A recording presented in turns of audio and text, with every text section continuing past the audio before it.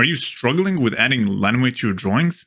Well, stick around, because in this video, I'm going to be showing you what really matters when it comes down to creating beautiful and balanced line art. You see, as I was studying line weight, I have discovered that there are some things that matter more so than others. Firstly, as an artist, I know the importance of learning while doing. That's why one of the best ways to improve your line work is to follow tutorials and other people's examples while you are drawing.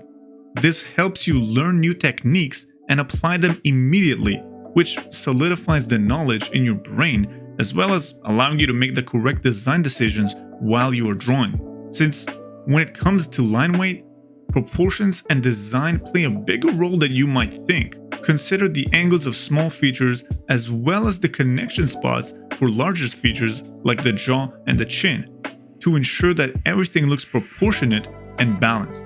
Now, secondly, when it comes to choosing the right brush size for your line weight, don't be afraid to experiment with larger brush sizes. The pressure sensitivity of your tablet and software play a big role in achieving the right line weight. So it's important to find a brush size that allows you to map out the features first with a bigger brush and then adjust the line weight accordingly with a smaller brush. Remember, your setup might not be the same as your favorite artist, so don't get too obsessed with using the same brush size as them. And I know that definitely happened to me while I was trying to copy Angel as I was following along with the course, so don't make the same mistake as I did. And lastly, keep in mind not to zoom in too much.